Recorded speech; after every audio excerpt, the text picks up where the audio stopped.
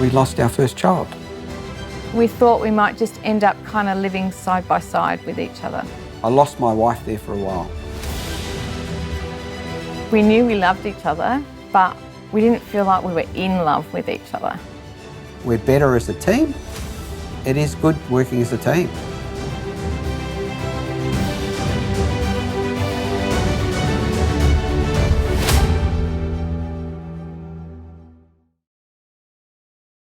So Charlie and I met through a Catholic youth group called YCW, Young Christian Workers. And at the time, I was the president of that group, and it was my job to ring up and say, on behalf of the group, would Charlie like to come to a social function we were having? But, really it was because I was kind of interested in him, and he was very keen to come along to the social functions. Initially, we just sort of chatting, and then we went to a dance, and all of a sudden, I realised that, I thought she was attractive and she found interest in me, and I find that surprising because I didn't have that self-esteem at the time. So we got talking and dancing, and then we started to go out a little bit more. Initially it was easy, the group would go out. So Joy would call me and say, look, the group's going out, would you like to come? And in 3 seconds, oh yeah, I'd love to go with the group, really fantastic. So it was really good in the early days. And then eventually I got the courage to ask Joy to marry me. So after nearly 5 years, we got married. And I think like every couple, we expected that our marriage would just be like this fairy tale and nothing would ever go wrong. And if we had problems, certainly we'd be able to solve them just like that.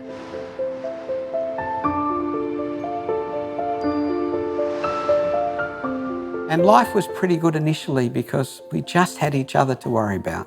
And we had to get up early and go to work, but when we got home, it was just us, and everything we did, we could do whatever we wanted to do. We were free, sort of thing. It was the beginning of our life together. And our first really major hurdle was Joy got pregnant, and expecting our first, we got all excited. We were telling everybody, and we lost our first child. And that was hard. We sort of retreated into ourselves. We were sort of like, it had been ripped away from us. Our dreams had been ripped away from us. So I'd go to work, Joy would go to work, we'd come home. We would talk, but things were pretty quiet. It was different. I described it as I lost my wife there for a while. We weren't connected, and she took it quite hard, and all we could do was just gradually work through the pain. And eventually we did work through the pain, and we sort of prayed for a child, and it wasn't that long after that Joy did fall pregnant, and we were blessed with our first child, and it was a young boy, a little boy.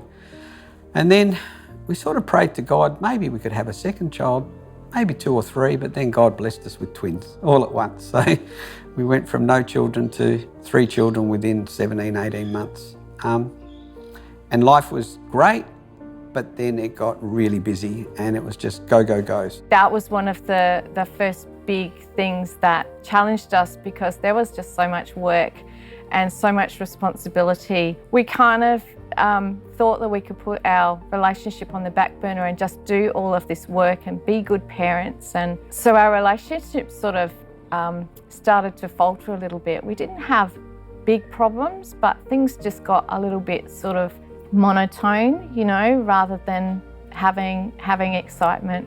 And the little bit of time that we would have for each other at the end of the day when we fell into bed, and it was just like we just had to get up and do it again the next day. And despite having family help, it was still pretty tough.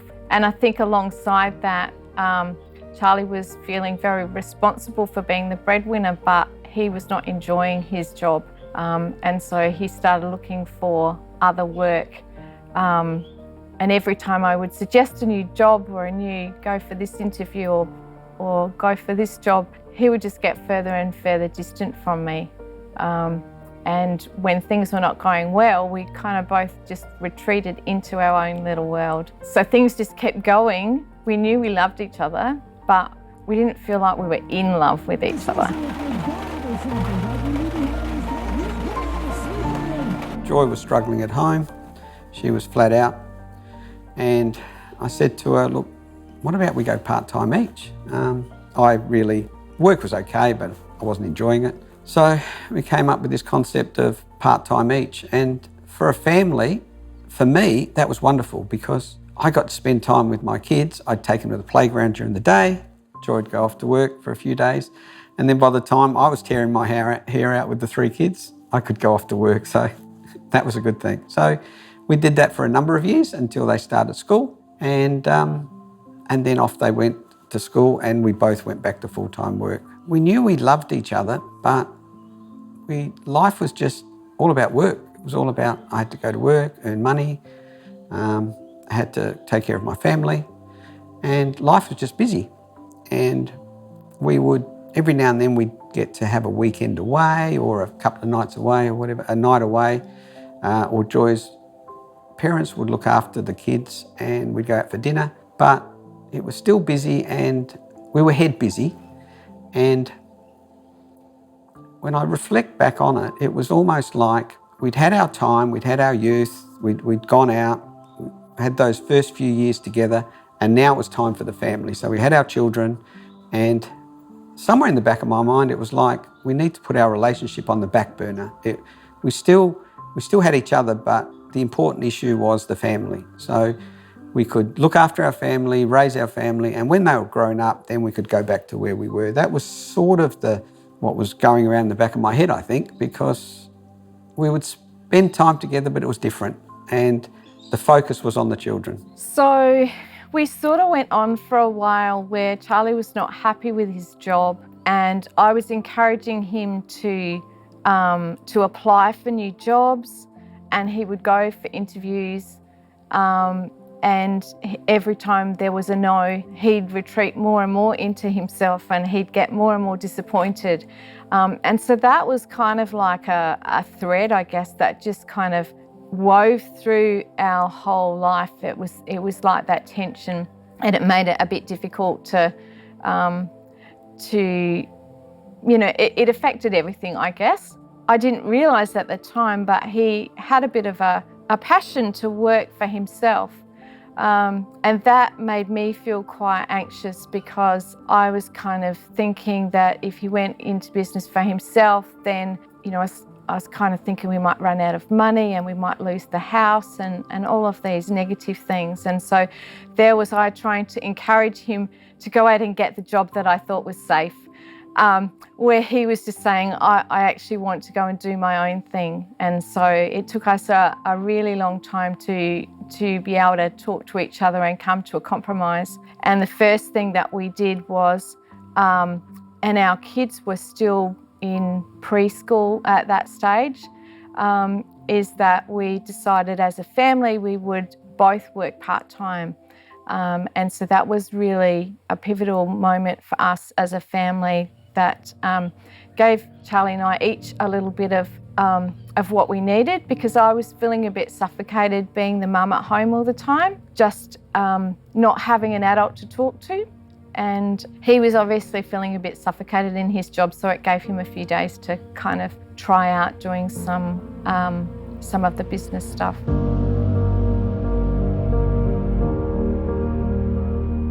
I can recall my parents didn't have a lot, and I don't know what the arguments were, but they used to argue like fairly loud. We'd hear it, all the kids would hear it. And I remember as a child, it would scare me. They'd have an argument and mum would storm off.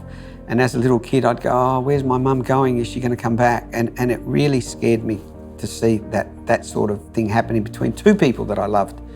So I think when I got married, I didn't want to show that to my children. So when Joy and I argued, I think we argued silently because I didn't want to show my children that. I didn't want to scare them like I was scared. So maybe that's why we still had arguments, but rarely did they result in a fairly loud argument. It would have to be a pretty serious topic for us to be a loud argument. But yeah, I didn't want my kids to experience that same fear. I can only recall one incident where we've actually had quite a yelling fight. And it was over a swimming pool that we bought for the kids, one of those little blow-up swimming pools. And Charlie wanted this swimming pool and I didn't want this swimming pool. And of course, the argument that we had actually wasn't about the swimming pool. It was about all of the other stuff that was going on underneath the surface. But I think it did kind of stop us in our tracks, and we had to kind of go, hey, hang on, what's going on here? What else is going on? So I guess we've learned that often there's a lot of underlying little things that happen that kind of add up to a big blow up maybe, or a big time of silence between us. We knew we loved each other, but there wasn't any kind of spark there. There wasn't any playfulness. We'd fall into bed at the end of the day and then just get up and do it again the next day. We saw marriages that stayed together over a long period of time, and they were solid, but there wasn't any spark in it, and that's what we'd hoped for, and we were kind of worried that that's how our marriage was going to end up. We didn't think we'd get divorced, but we thought we might just end up kind of living side by side with each other.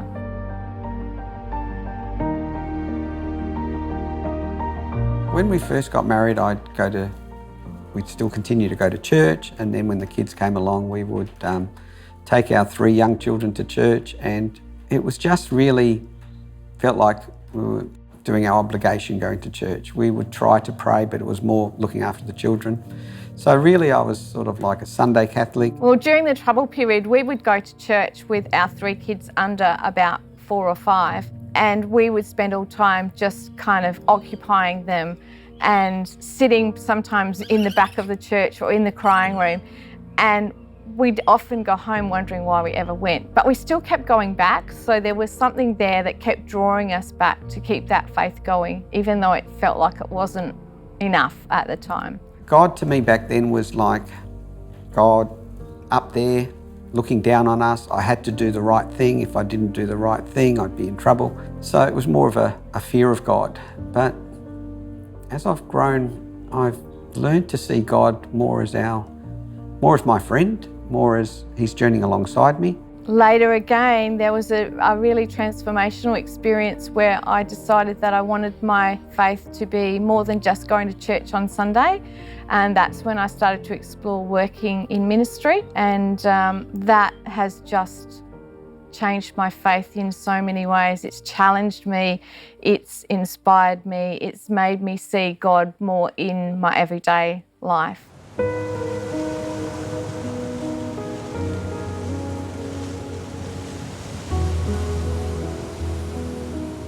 So I think the first step that I took in starting to resolve this problem with Charlie's job and his work was that I actually made the decision that his happiness was more important to me than me worrying about what the future might hold, and that I needed to trust more that we could actually just work through things together. And I think that started to make a difference in the whole kind of feel of our life together at that stage. Yeah, I noticed a real shift in our relationship when Joy validated my feelings. She knew that I felt trapped in my job. She knew that I really wanted to do more, and she sort of understood that I'd rather try something for myself than go and find another job. When I eventually left and started my own thing, it made me feel good about myself, and when I felt good about myself, I think I wanted to share more with Joy. Our relationship grew. I think when you feel good about yourself, then life together is more fulfilling, more exciting, rather than initially or before that I was inwardly focused and concentrating on myself.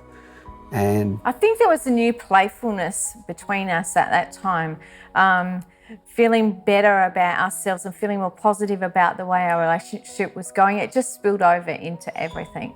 I think I started to recall that close friend of ours that before we got married, I remember him telling us that you start off as a couple and you end off as a couple. And he used words like, remember to always focus on each other, to spend time together, You may have kids and you'll have responsibility of a family, but eventually your kids will grow up and they'll move out, and you don't want to be left with, what do we do now? And I can still remember him saying that to us, and I recall how it is important to continue to strive for that connection, that relationship, because eventually, yes, you do still have to spend time together when you're not focused on your family and your children. And I think there was a shift there. I think we did realise that we had to do that.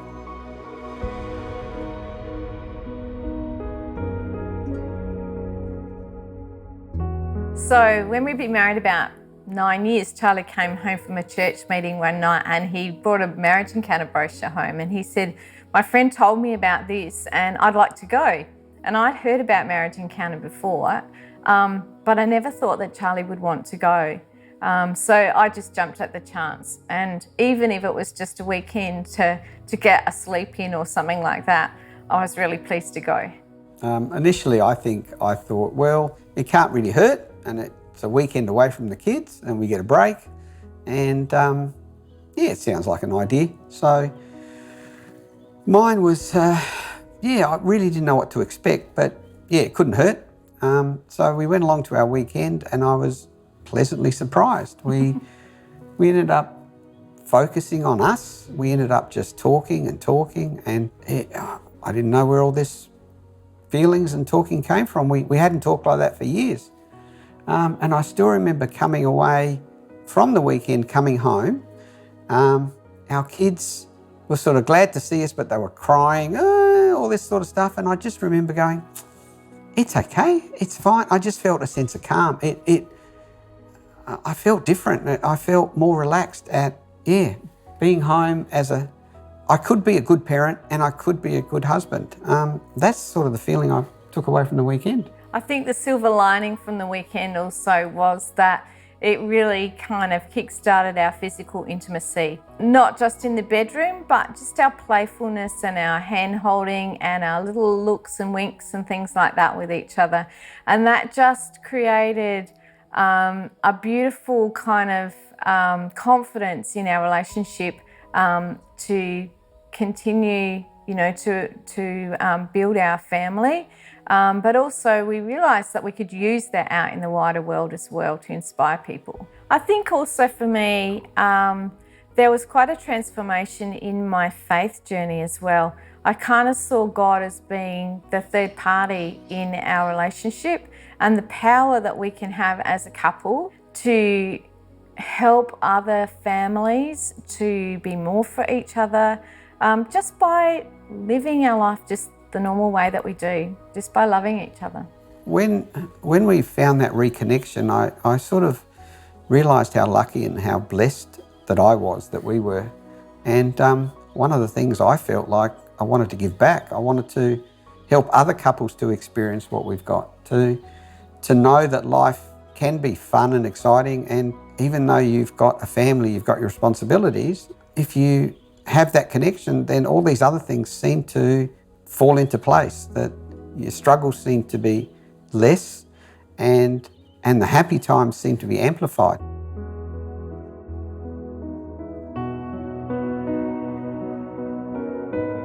For me, Jesus is like God. I speak to God or Jesus or Mary. I see them more as friends on the journey. Rather than them being the superior beings looking down on us, judging us, and having to always do the right thing, I see them more as friends along the journey that are helping us, guiding us, but not so much judging us, but then when we fail, they're there to help us as well. Growing up as a kid, I used to go to church and go to confession, and then you sort of got to work out, what have I done this week, and make sure you tick all the confession bits now.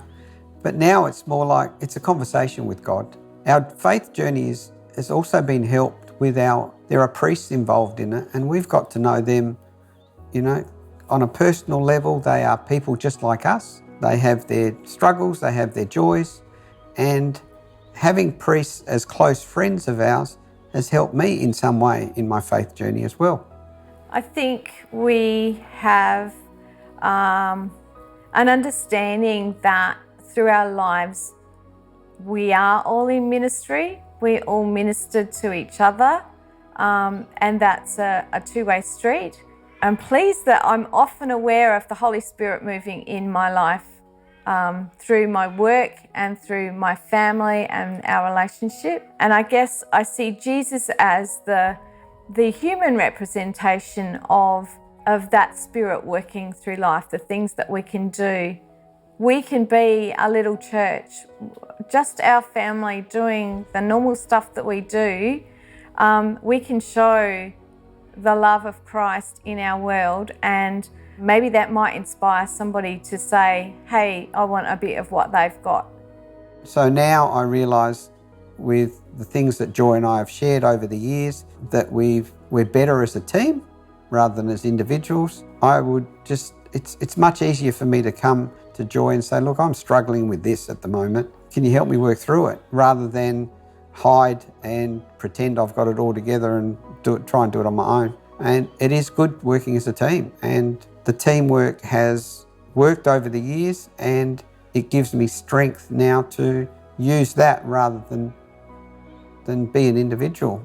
If I knew earlier on what I know now, I'd probably say to my younger self, don't try and go in it alone. Remember there's the two of you, and work on that love that you had in the early days and continue to have now. Work as a team rather than as an individual, and when you're working as a team, all those other things seem to fit into place. So I'd probably say concentrate on the coupleness. Yes, there are things that I have to do in life. I have to go to work, I have to raise kids, all those responsibilities are there, but always remember that you started off together in love, and if you continue to draw strength from that love, I think all the other stuff will work out. I think good marriages don't just happen. Sometimes people look at our relationship and they go, oh, you guys have just been lucky. It does take work, but it's joyful work, and you can reap the benefits for you and your family. If your relationship is going well, then that's the support structure for everything else.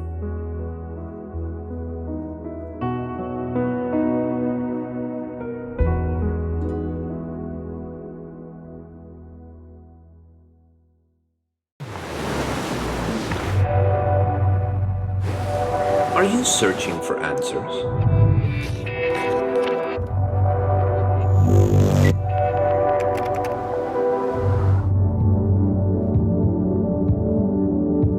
Discover your true identity. Stay tuned to Shalom World.